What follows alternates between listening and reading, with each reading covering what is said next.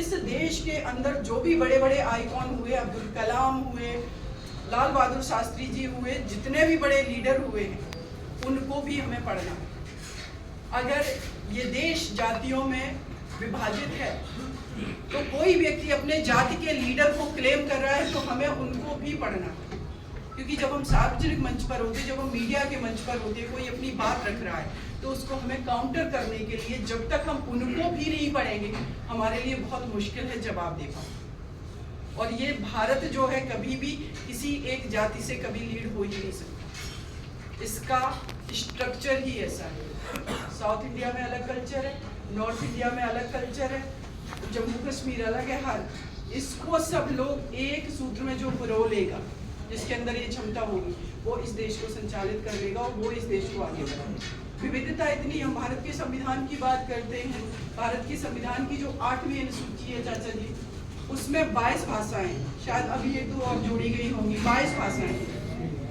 हम सिर्फ बात कर रहे हैं हिंदी की, वो संविधान बात कर रहा है तमिल की, तेलुगु की, संस्कृत की, मलयालम की, उड़िया की, वो सारी भाषाएं। तो अब उनकी भाषा का तो हम मजाक नहीं बना सकते, उनके कल्चर का मजाक नहीं बना सकते। तो हमें अपना भी सम्मान करना है, अपने देश के हर उस नागरिक का सम्मान करना है जो मेरी भारत के भूभाग में रह रहा है। सम्राट अशोक ने अगर ईरान तक, म्यांमार तक, बर्मा तक, पाकिस्तान तक, बलूचिस्तान तक अगर साम्राज्य फैलाया तो उन सारी जो उनकी प्रजा थी वो प्रजा का सपोर्ट इसलिए ले पाए क्योंकि प्रजा को उन्होंने समानता का अधिकार दिया, मानवतावाद की बात करी, और वही चीजें उनके शिलालेख में आती हैं और वो शिलालेख से होते हुए हमारे भारत के संविधान में समाहित हो जाती है। विश्व का सबसे बड़ा संविधान है, भारत के जितना कोई बड़ा संविधान नहीं है। अभी आपने देखा होगा ब्रिटेन का अगर एग्जाम्पल हम दें, वहां पर 3 प्रधानमंत्री ने इस्तीफा दे दिया कि देश की इकोनॉमी इतनी डाउन है वहाँ की कि हमारी क्षमता नहीं है कि हम ब्रिटेन को अभी चला पाए ठीक से। और अभी जो वर्तमान में चलाने वाले हैं, आपको पता होगा, सुनक जी भारतीय मूल के नागरिक हैं। मॉरिशस के जो प्रधानमंत्री हैं भारतीय मूल के नागरिक हैं। हम लोग बहुत आगे जा रहे हैं, सिर्फ भारत में ही नहीं वैश्विक स्तर पर। अभी G20 समिट हुआ, हमने परिवार वैश्विक कुटुंबकम की धारणा दी।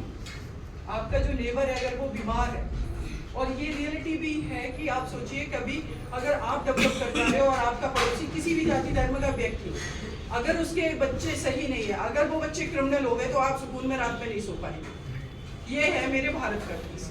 तो भारत में सिर्फ मेरा खुद का डेवलपमेंट नहीं, परिवार में पड़ोसी भी डेवलप करें, पूरा देश डेवलप करें, ये सोच के साथ हमें आगे बढ़ना है।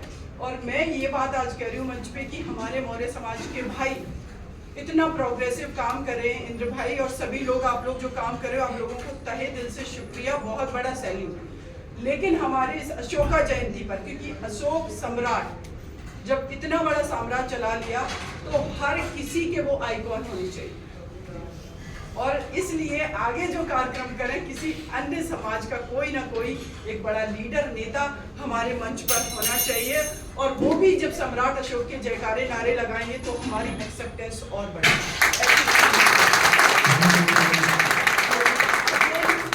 मेरे सभी बड़े बुजुर्गों का, भाइयों का तहे दिल से शुक्रिया। आप लोगों को दिल्ली आना, मेरे एक भाई बोल रहे थे कि दीदी हमें लीगल हेल्प चाहिए होगी, कभी भी एनी टाइम, एक नंबर मेरा जस्ट डायल पर है, आप नेट पर सर्च करेंगे, आपकी बहन हर जगह मौजूद है।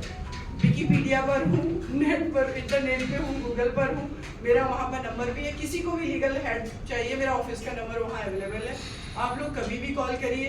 कॉल बैक हम लोग जरूर करते हैं और हर तरीके की हेल्प देने के लिए तैयार रहते हैं।